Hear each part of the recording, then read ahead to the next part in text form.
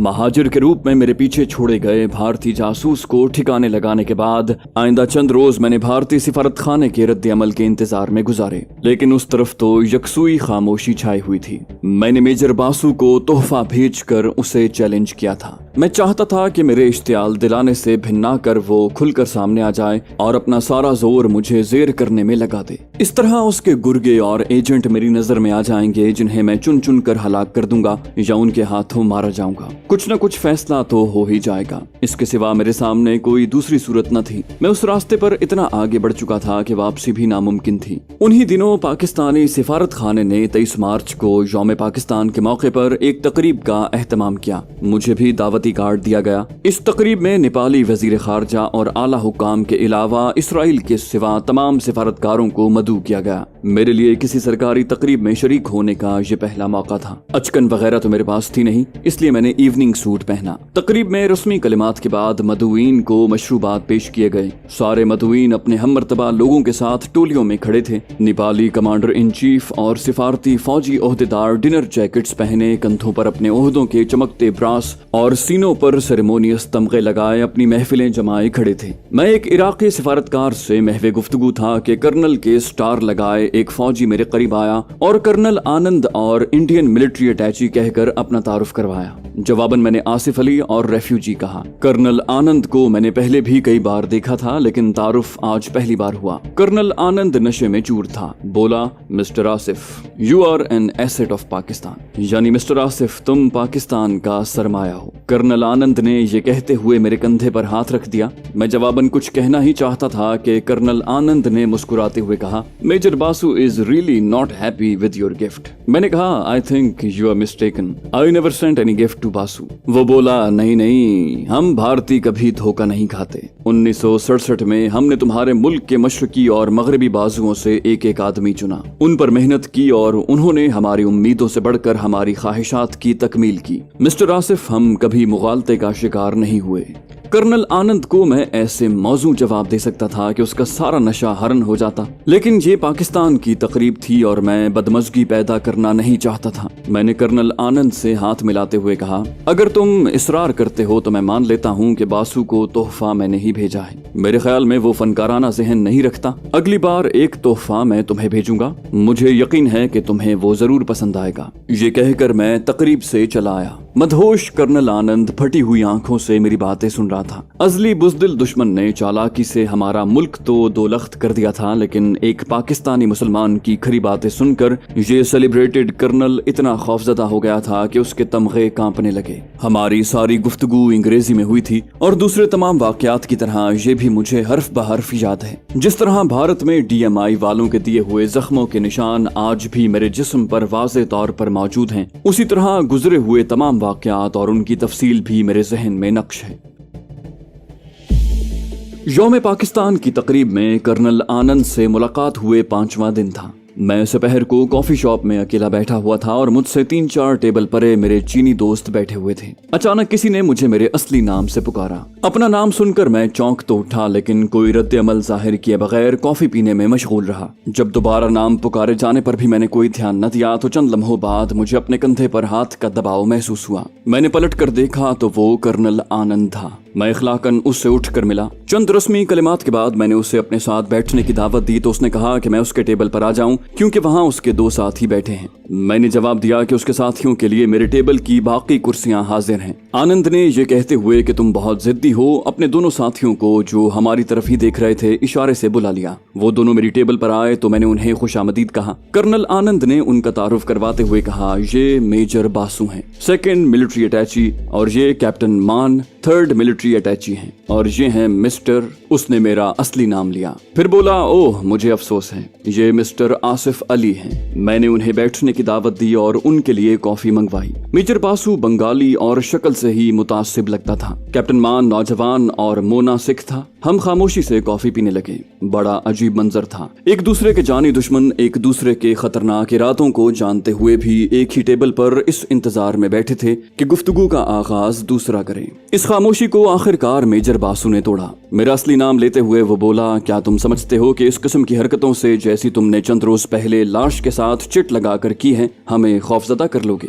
मैंने जवाब दिया, मेजर बासु, सबसे पहली बात तो ये है कि मेरा नाम आसिफ अली है और मैं गलत नाम से पुकारे जाने को पसंद नहीं करता। दूसरी बात है कि लाश के साथ तुम्हारे नाम की चिट लगी थी तो इस बारे में तुमको सिर्फ यही कह सकता हूँ कि ये मेरा उसूल है कि मैं तहाइफ कबूल नहीं करता और उन्हें भेजने वालों को वापस कर देता हूँ। तुमने एक तोहफा मेरी निगरानी के लिए भेजा था। अपने उसूल के मुताबिक मैंने तुम्हारा तोहफा तुम्हें लौटा दिया। लौटाने के अमल में सिर्फ यही फर्क पड़ा कि उसकी सांसें बंद हो गईं।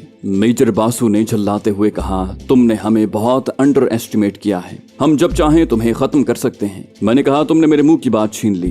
हकीकत यह है कि तुमने भी मुझे बहुत अंडर एस्टिमेट किया है। मैं अगर चाहूं तो तुम्हें यहीं बैठे बैठे खत्म कर सकता हूं। मेजर बासु ने बेयकीनी की कैफियत से दो चार होते हुए मेरे चीनी दोस्तों की तरफ इशारा करते हुए कहा, इन 2-3 चीनी लोगों के साथ तुम हमारा मुकाबला करोगे? मैंने हंसते हुए कहा, मेजर बासु, मैं तो समझता था कि बंगाली दिमाग के बड़े तेज और होशियार होते हैं, लेकिन अब मुझे अपने इस ख्याल पर नजरसानी करना पड़ेगी। मैं और ये चीनी तो महज नुमाइशी तौर पर तुम्हारे सामने हैं। मुझे यकीन है कि भारत में मेरे कयाम, DMI के हाथों गिरफ्तारी, फरार और बंबई में मेरी कार्रवाइयों के मुताल्लिक तुम जानते होगे। खटमंडू में तो सब कुछ तुम्हारी आंखों के सामने ही हो रहा है। गोरखपुर का हवाई अड्डा क्या मैं अकेले तबाह कर सकता था? मैं तो DMI के सेल में था। फिर बैरूनी दीवार किसने उड़ाई? वो 2 गार्ड्स जिन्हें हलाक करके मैं फरार हुआ था, किसने उनके हाथ पकड़े और मुंह बंद किए ताकि उनकी आवाज न निकले? किन के साथ मेरी टाइमिंग सेट थी? जिनकी गाड़ियां मुझे लेने के लिए बैरूनी दीवार के साथ खड़ी थी। मेरी तो टांग जख्मी थी। किसने मुझे सहारा देकर दीवार पर चढ़ाया? मैं फरार के बाद कहां रूपोश रहा? खटमंडू में वो कौन थे जिन्होंने मुक्ति वाहिनी वालों को तलाश किया और मरघट पहुंचाया? मेजर बासु, तुम तो कुछ भी नहीं जानते। तुम्हारे ही आदमी DMI में और तुम्हारे आदमी नेवल और एयरफोर्स हेडक्वार्टर्स में हमारे पेरोल पर हैं। तुम्हारे सिफारत खाने की कोई बात हमसे पोशीदा नहीं। तुम चाहो तो मैं तुम्हारे फैमिली मेंबरों के नाम, उम्रें और तालीम के मुतालिक भी सब कुछ बता सकता हूँ। कहो तो तुम्हारे ड्राइंग रूम के फर्नीचर की तफसील भी तुम्हें बता दूं। मुझे ये भी इल्म है कि तुम कहाँ के रहने वाले हो और तुम्हारे वालिदैन के नाम क्या हैं। मैंने तुम्हारे जिस एजेंट को तोहफे में तुम्हें वापस भेजा है उसके मुतालिक मुझे कोई ख्वाब नहीं आया था। तुम्हारे सिफारत खाने में भी 3 आदमी हमारे पेरोल पर हैं और हमें पल पल की खबर देते हैं। मैं तो एक मामूली कारकुन हूँ और ये चीनी मेरे मुहाफिज हैं और सिर्फ हम ही तुम्हारे सामने हैं। हम तो उन डमी जहाजों की तरह हैं जो फौजी हवाई अड्डों पर हमलावरों को धोखा देने के लिए पैंस में रखे जाते हैं। यहाँ मुझे और मेरे चीनी मुहाफिजों को हलाक करना तुम्हारे लिए नामुमकिन है। इस वक्त भी कम से कम 20 आंखें तुम्हें देख रही हैं और मेरे इशारे की मुंतजिर हैं। भारत और खटमंडू में हमारी जड़ें बहुत गहरी और फैली हुई हैं। 65 में हम तुमसे आमने सामने मर्दाना वार लड़े और तुमने देख लिया कि असलहे की बर्तरी, 5 गुना ज्यादा नफरी और बगैर ऐलान के रात के पिछले पहर अचानक हमला करने के बावजूद तुम्हारी बहादुर अफवाज 17 रोज में बॉर्डर से सिर्फ 14 मील का फासला भी तय करने में नाकाम रही और तुम्हारे commander in chief general Chaudhary की लाहौर जिमखाना में छोटा पैग पीने की हसरत दिल में ही रह गई।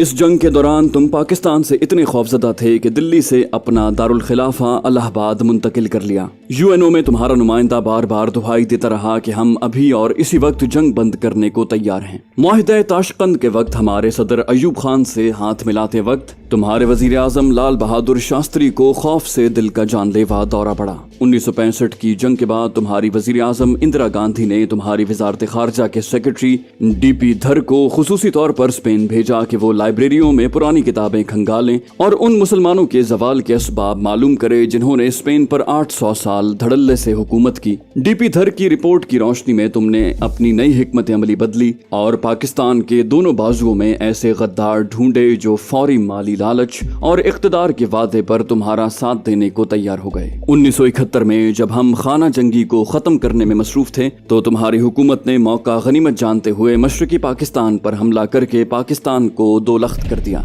ये हमारी फौजी नहीं बल्कि सियासी शिकस्त थी जिसमें गद्दारान वतन ने भरपूर हिस्सा लिया। हमारी सफों में मीर सादिक और मीर जाफर जैसे गद्दार हमेशा शामिल रहे हैं, जिनकी वजह से ही हमें हजीमत उठानी पड़ी। हम तो मैदानों, पहाड़ों, दरियाओं और सहराओं में लड़ने वाले थे, लेकिन तुम्हारे महकमा जासूसी ने हमारे मुल्क में न सिर्फ गद्दारों से राब्ता किया बल्कि यूनिवर्सिटियों में उस्तादजा के रूप में अपने जासूस भेजे, जिन्होंने तलबा के नापुख्ता जहनों को ब्रेन वॉश करके वतन से गद्दारी पर उकसाया। अब हमने भी तुम्हारा तरीका अपना लिया है। सारे भारत में बिखरे हुए हमारे हजारों तरबियत याफ्ता जासूस अपना काम निहायत खुश उसलूबी से अंजाम दे रहे हैं। भारतीय मुसलमान ज़हनी और दिली तौर पर हमारे साथ हैं। वो भारतीय आबादी का 5वां हिस्सा हैं और तुम ना तो उन सबको जेल में डाल सकते हो और ना ही खत्म कर सकते हो। हम जो भी काम करते हैं दिलो जान से करते हैं। मेरी तरफ ही देखो, 3.5 साल से ज्यादा वक्त मैंने भारत में गुजारा और दर्जनों मिशन कामयाबी से अंजाम दिए। DMI वाले मुझे मेरे ही एक हमवतन गद्दार की वजह से गिरफ्तार करने में कामयाब हुए तो मुझसे एक लफ्ज तक ना उगलवा सके, उल्टा उनके 2 गार्ड्स मारे गए। खटमंडू में तुम मेरी कारकर्दगी से वाकिफ हो। 20 से ज्यादा मुक्ति बाहिनी वाले और गद्दार हमने हलाक किए। यहाँ तुम पर ये हमारी पहली ज़रब है और तुमने अब तक उसका क्या जवाब दिया। हमारी टीम यहाँ पर बहुत मजबूत और ताकतवर है। मैंने ये सब बातें तुम्हें सिर्फ इसलिए बताई हैं कि तुम किसी मुगालते का शिकार न रहो और भूल कर भी कोई ऐसा कदम न उठाओ जिसका खमियाजा तुम्हें बहुत बड़ी कीमत देकर उठाना पड़े। हिंदू या मुसलमान चाहे कोई भी हो, उसे हलाक करते वक्त हमें दुख होता है, लेकिन तुमने इन हलाकतों को हमारी मजबूरी बना दिया है। तुम यहाँ पर अपनी जासूसी की कार्रवाइयों से बाज आ जाओ तो हम भी तुम्हें तोहफे भेजने बंद कर देंगे। अपने चीनी दोस्तों की तरफ इशारा करते हुए मैंने कहा कि इनके मुतालिक मुझसे ज्यादा तुम जानते हो। 1962 की झड़प में तुम इनसे खौफजदा होकर महाज छोड़कर इस तरह भागे थे कि त्रिपुरा से अपनी सरकारी फाइलें और खजाना तक न उठा सके और न ही उन्हें नजर आतिश कर सके। जैसा कि मैंने पहले कहा है, तुम्हारे सामने सिर्फ ये 2 हैं, लेकिन इनके सैकड़ों हम वतन और हजारों नेपाली यहाँ पर हमारे दस्तोबाजू हैं। दोस्तों, आप जानते हैं कि इन सिफारती नुमाइंदों के सामने मैंने खासी गलत बयानी की, खुसूसन अपने वतन के महकमा जासूसी और नेपाल और भारत में उसकी बालादस्ती का जिक्र मैंने इसलिए किया कि मेरी गुफ्तगू से ये इस हद तक सरासीमा हो जाएं कि उन्हें अपने चारों तरफ पाकिस्तानी जासूस ही नजर आएं। अपने सिफारत खाने, DMI, तीनों अफवाज के दफातर में भी उन्हें पाकिस्तानी जासूस दिखाई दें। उन्हें मेरी बातों का यकीन इसलिए आ गया होगा क्योंकि खटमंडू में मेरे आने के बाद 20 से ज्यादा अफराद की पुरस्रार मौत का जिम्मेदार वो मुझे समझ रहे थे और उनमें से 3 जर्मनों को छोड़कर बाकी सारे भारतीय एजेंट थे या पाकिस्तान के गद्दार। मेरी बात खत्म हुई तो ये तीनों मुंह खोले और आंखें फाड़े मुझे देखते जा रहे थे। उनके चेहरों से परेशानी और खौफ साफ आया था और मैं इस मंजर से बहुत लुत्फानंदोज हो रहा था। उस वक्त मुझे किसी का ये मकूला याद आ गया कि चूहे को अगर जनरल की वर्दी पहनाकर बहादुरी के तमगों से लाद दो, वो फिर भी कभी बिल्ली का सामना नहीं करेगा। भारत और खटमंडू में मेरे कयाम के दौरान आज पहली बार मुझे ऐसा मौका मिला था कि भारतीय फौजी अफसरान के साथ जो मेरी हकीकत से आगाह थे पूरी आजादी के साथ गुफ्तगू करूं और आईने में उनका असल चेहरा उन्हें दिखा सकूं। और इस कोशिश में मैंने अपना पूरा जोरे बयान सर्फ किया। मेरी ये कोशिश इस हद तक कामयाब रही कि कैप्टन मान ने जब एक बार मुझे टोकना चाहा तो मैंने उसे झिड़कते हुए कहा, कैप्टन, क्या तुम्हारी एकेडमी इस हद तक नाकिस है कि जहां तुम्हें ये भी नहीं सिखाया गया कि जब 2 सीनियर्स बात कर रहे हो तो जूनियर्स को अपना मुंह बंद रखना चाहिए। मेरी बात सुनकर कैप्टन मान को तो ऐसी चुप लग गई कि उस सिटिंग के दौरान वो एक लफ्ज तक न बोला, सिर्फ रुखसत होते वक्त गुड बाय कहा। मेरी बात खत्म होने के बाद खासी देर तक ये तीनों चुप रहे। उनकी हालत साफ बता रही थी कि मैं पूरी तरह उन पर गालिब आ चुका हूँ। इस खामोशी को बिलाखिर कर्नल आनंद ने तोड़ा। मिस्टर आसिफ, हमें आज पहली बार आपकी जबानी मालूम हुआ है कि गोरखपुर के हवाई अड्डे की तबाही में भी आप शामिल थे। मुझे आपका रैंक तो मालूम नहीं, लेकिन मैं आपकी दलेरी और जुर्रत पर आपको सलूट करता हूँ। गैर इरादी तौर पर हमारी आज की पहली सिटिंग में ही कशीदगी पैदा हो गई, जिसके लिए मैं माजरत खा हूँ। रुखसत होने से पहले मैं आपसे अपनी इस दिली ख्वाहिश का इजहार करूंगा कि मैं आपसे एक बार नहीं बल्कि बार बार मिलना चाहूंगा। मैं आपको ये भी यकीन दिलाता हूँ कि हमारी आइंदा मुलाकातें दोस्ताना माहौल में होंगी। मेजर बासु, अभी तक हम पंजाबियों की जगानगत और वुस्सते कल्ब को नहीं समझ सका। जिस तरह बॉर्डर की लाइन हवा और बादलों को आने जाने से नहीं रोक सकती, इसी तरह हम पंजाबियों की आपस में मोहब्बत के जज्बे को भी तकसीम नहीं कर सकती। ये कहकर कर्नल आनंद उठ खड़ा हुआ। उसके साथ ही मेजर बासु और कैप्टन मान भी खड़े हो गए। सबने मुझसे गर्मजोशी से हाथ मिलाया और रुखसत हुए। उनके हाथों में मोहब्बत की गर्मी नहीं बल्कि गुस्से और बदले की आग की तपिश थी। वापस जाते हुए वो कॉफी शॉप और लॉबी में चारों जानिब और ऊपर की तरफ इस तरह देख रहे थे जैसे अचानक कहीं से गोलियां चलेंगी और उन्हें छलनी कर देंगी। कर्नल आनंद फौजी था, लेकिन सिफारत खाने के माहौल ने उसे सियासी जबान सिखा दी थी जिसमें झूठ और तसन्नो के अलावा कुछ नहीं होता। अगले रोज मैंने इस मुलाकात के बारे में मुफस्सल रिपोर्ट लिखकर और इसकी 3 कॉपियां बनवा कर एक अपने सफीर को दी और दूसरी पर उससे वसूली के दस्तखत करवा लिए। असल रिपोर्ट मैंने अपने महकमे को भेजने के लिए और तीसरी कॉपी अपनी फाइल के लिए रख ली। मुझे अपने सफीर पर कभी भी एतमाद नहीं हुआ क्योंकि उसकी गुफ्तगू का एक एक लफ्ज सियासी और सियासी मुबहम जबान में होता था जिससे मैं बेहद एलर्जिक था।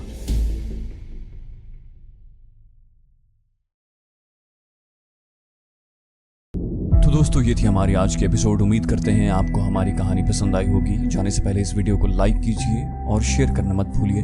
कमेंट करके हमें बताइए कि आपको हमारी वीडियो कैसी लगी, और अगर अभी तक आपने इस चैनल को सब्सक्राइब नहीं किया तो इसे सब्सक्राइब कीजिए और बेल आइकन दबाकर ऑल नोटिफिकेशंस ऑन कर लीजिए।